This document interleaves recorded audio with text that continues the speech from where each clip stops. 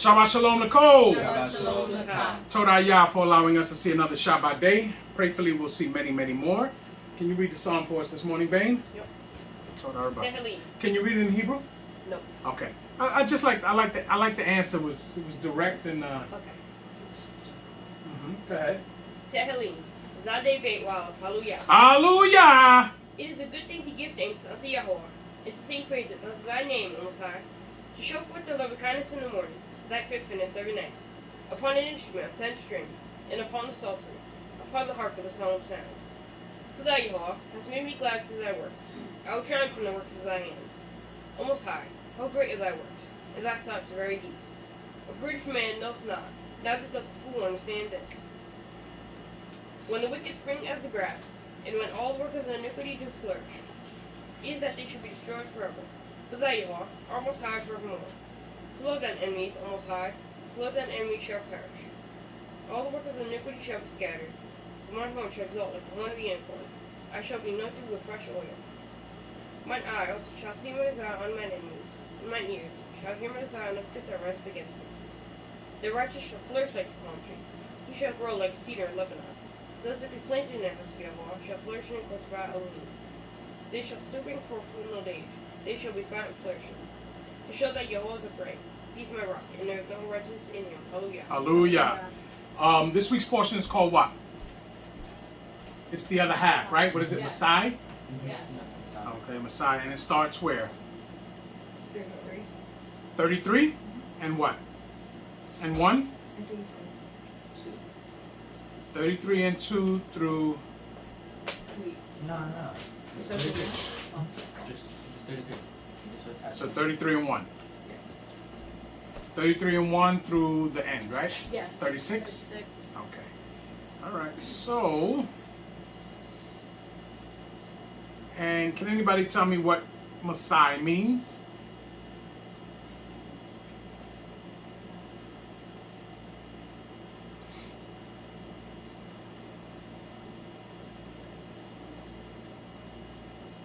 The journeys.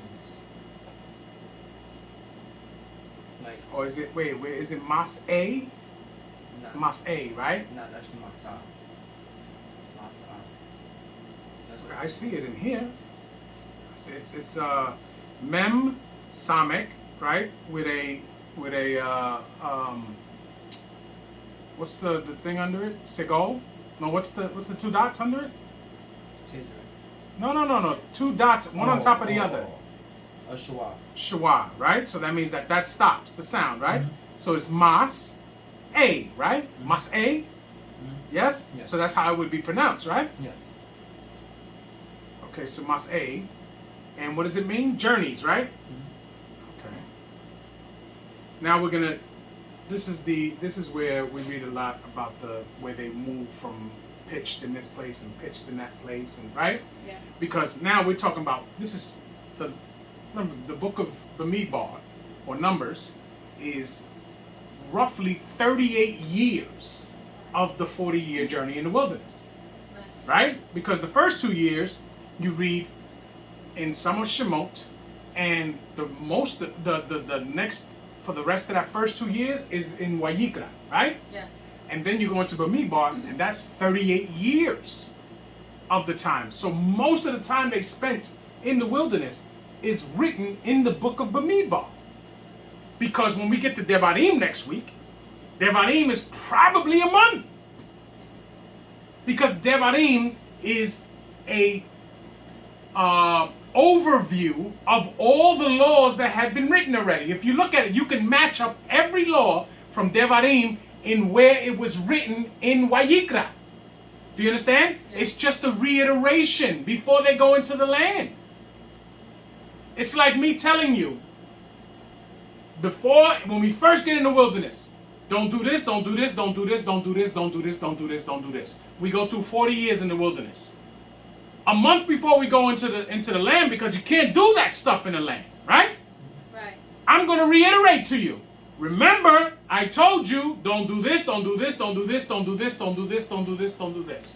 Right? Yes. That's why it looks like when you read Devarim, when you read the laws in Devarim, it looks like, wait, this already was told to us, right?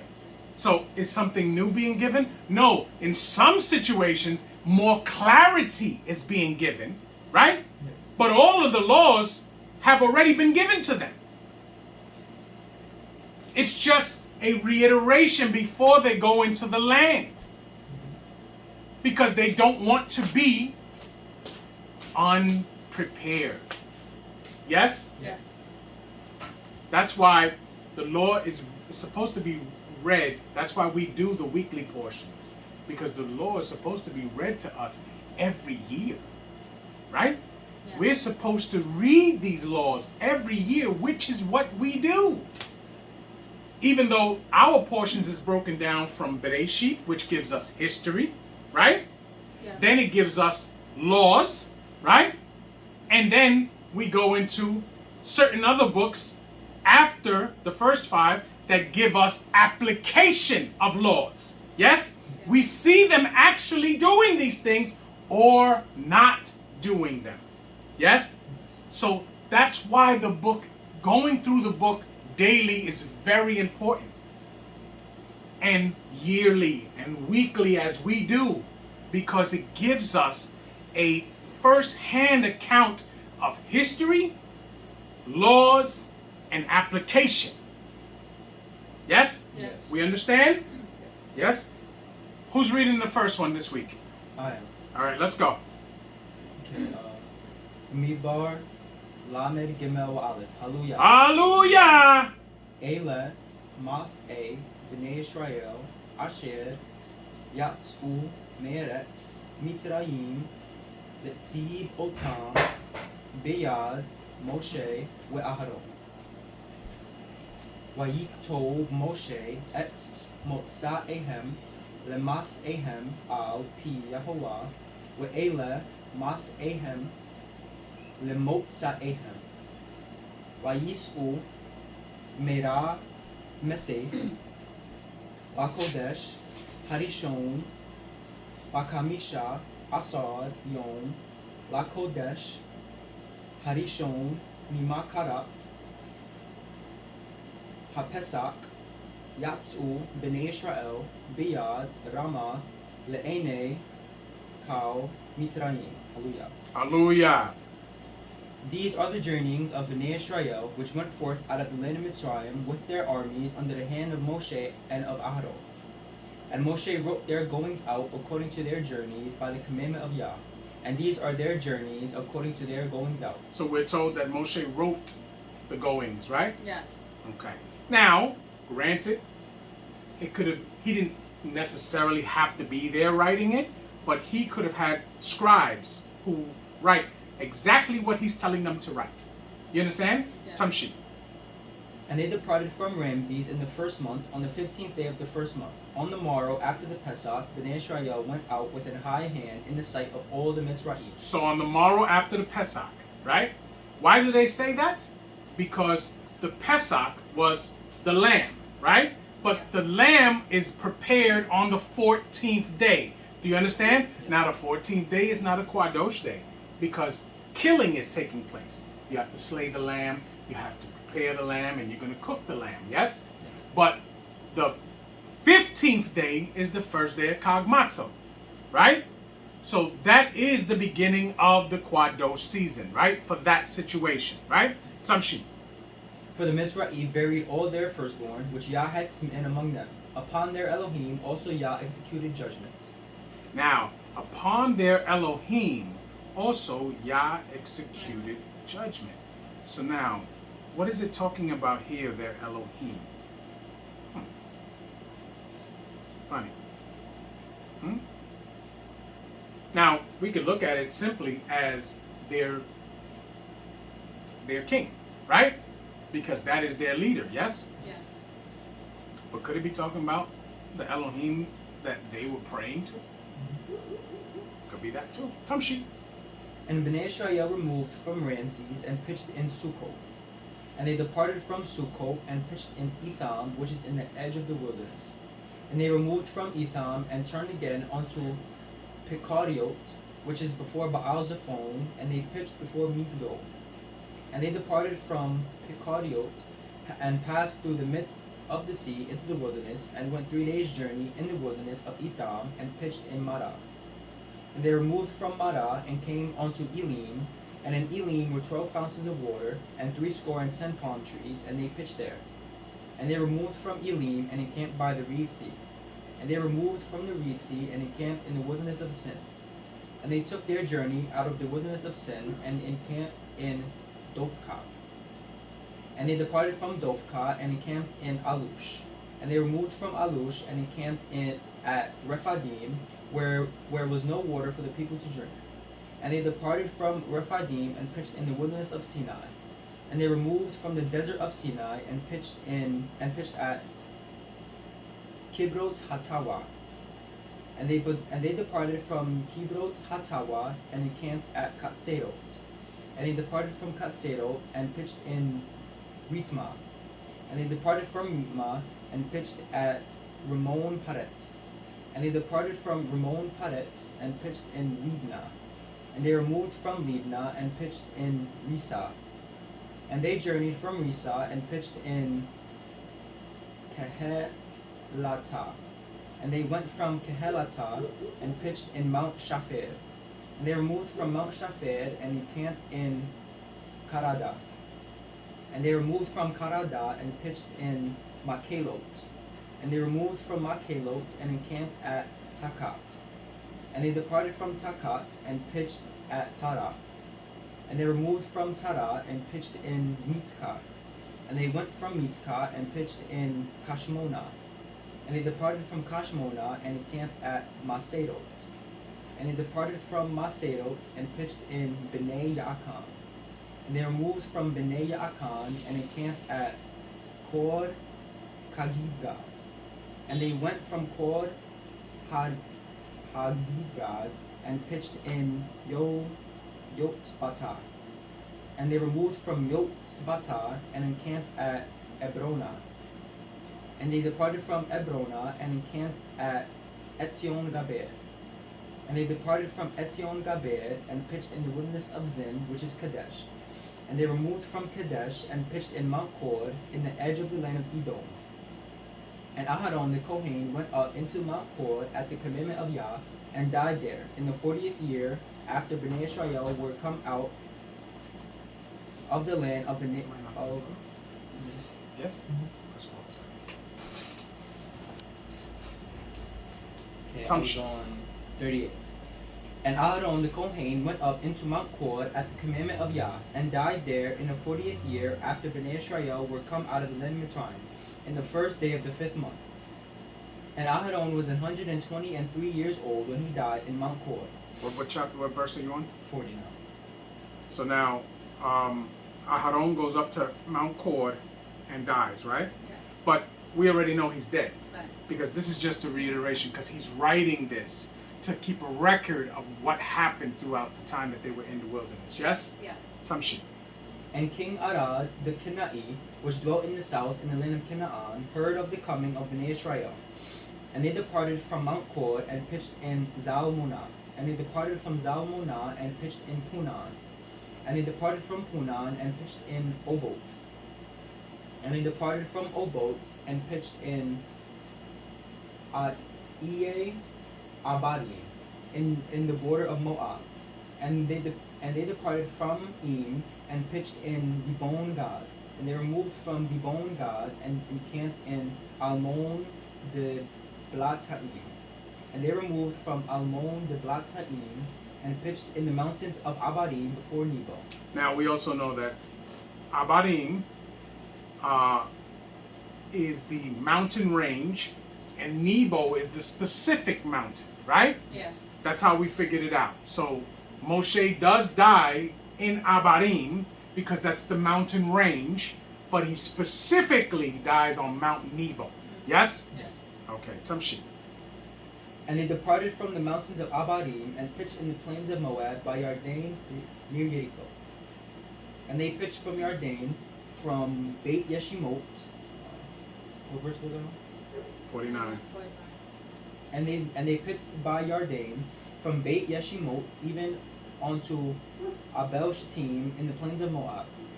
And Yah spake unto Moshe in the plains of Moab by Yarden near Yeriko, saying, Speak unto Bnei Israel, and say unto them, When ye are passed over Yarden into the land of Canaan, then ye shall drive out all the inhabitants of the land from before you, and destroy all their pictures, and destroy all their molten images, and quite pluck down all their high places.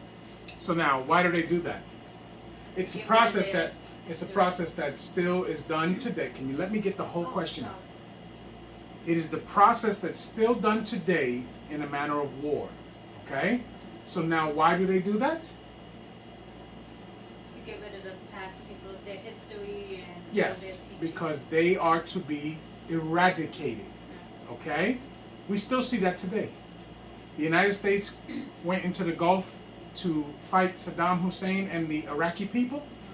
And as soon as they got there, they broke down their statues. They burned down their libraries. Why?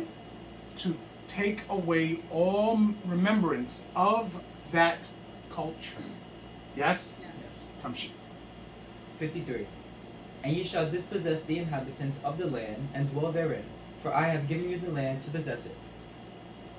And ye shall divide the land by lot for an inheritance among your families, and to the more ye shall give the more inheritance, and to the fewer ye shall give the less inheritance. Every man's inheritance shall be in the place where his lot falleth. According to the tribes of your fathers ye shall inherit. But if ye will not drive out the inhabitants of the land from before you, then it shall come to pass that those which ye let remain of them shall be pricks in your eyes and thorns in your sides, and shall vex you in the land wherein ye dwell. Moreover, it shall come to pass that I shall do unto you as I thought to do unto them. Hallelujah. Hallelujah. So now, Mosai says, you better get rid of all the people from that land. Because if not, they're going to eventually become thorns in your sides and pricks in your eyes. Now, this verse right here is something that we don't really pay attention to the way we should. It's just like when men have to remove people from their hedge. Same thing. It's just like when Yisrael, who are trying to do their best in this captivity to serve Yah and keep the commandments, have to remove themselves from those that are not doing that. Because they will eventually become thorns in your side and pricks in your eyes. Yes? Right. Because it's hurting us by doing that. Right? Yes. Now, those that truly have the contrite spirit and the heart to want to learn what their responsibility is, according to Torah, it is our job to help them. But those that are just trying to break down and destroy, we shouldn't be associated with them. You understand? Yes. An old man once told me, bees do not concern themselves to tell flies that honey is better than Zoa.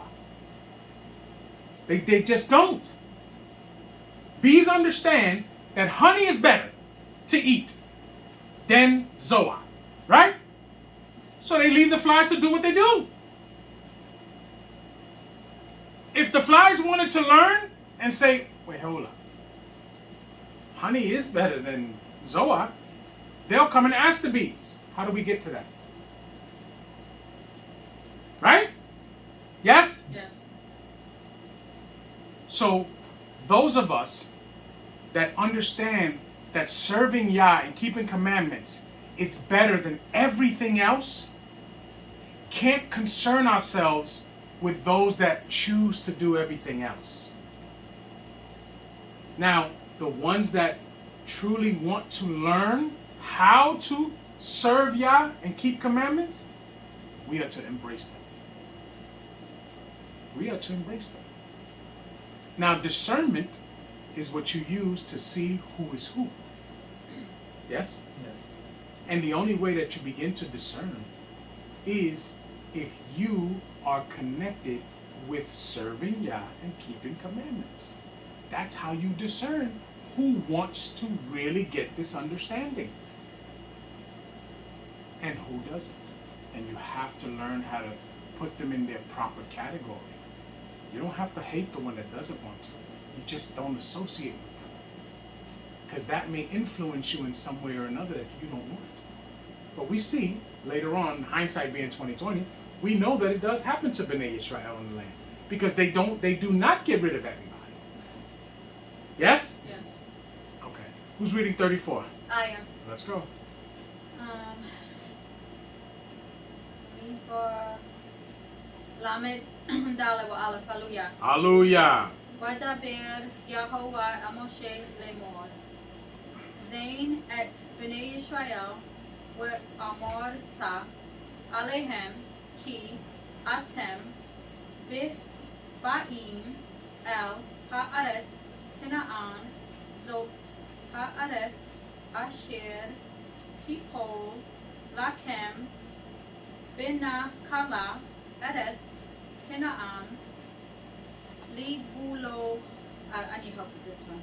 Libulo Teya? Teha. Teya? Teha. Teha. Say it again. Libulo Teha. What is it? Li. What is it? Oh, Li. What is it? Wait, hold on. Libulo. Because I don't hear you. I don't hear you pronouncing the word. Oh, okay. I said Libulo. What is it? Say it again. League. Uh-huh. Libulo Teya. Ha. Teha. Say it again. Libulo Teha. No, teha. Teha. Okay. But wouldn't that yod make it a te? The yod the yod is not silent. I don't know. I don't know the rule for that, to be honest. Yeah, it is. That's the rule. You have to pronounce that yod. The yod is never going to be silent. You know what I'm saying? Because if it's te, then where's the yod? You understand what I'm saying? Mm-hmm. So it would have to be ligbu loteha, right? It would have to be that because the yod is never a silent letter. Okay? I mean, I could be wrong, but I've never seen it as being. It has to be pronounced. Let's go. Wehaya lakem peat nigev. No. This one, Negev? Mm-hmm. Oh, Negev, sorry. Negev, Memidbar, Zen, Al, Zin. Zin, Al, Yade, Edom, Wehaya, Lakem, Nebo, let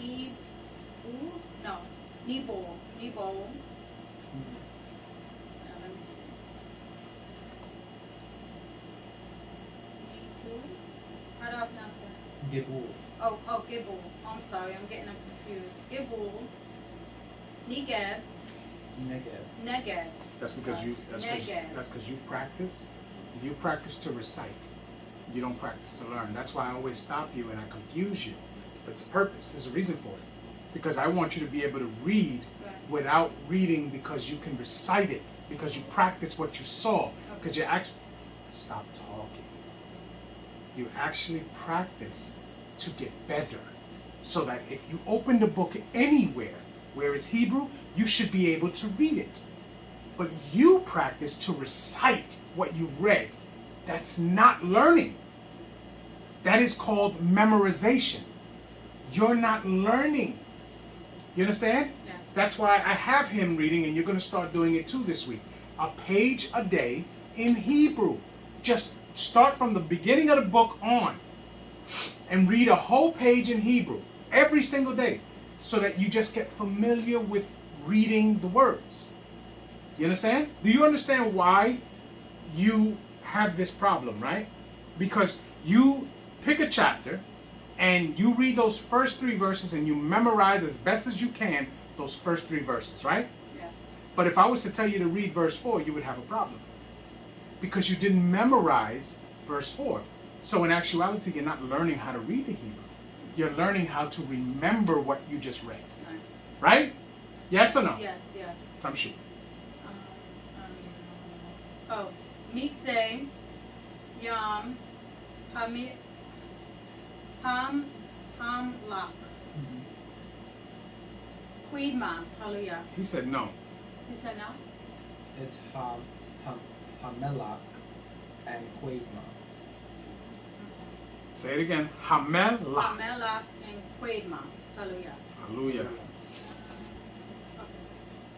And Yah spake unto Moshe, saying, Command Bnei Israel, and say unto them, When ye come into the land of Canaan, this is the land that shall fall unto you for an inheritance, even the land of Canaan, with the coast thereof.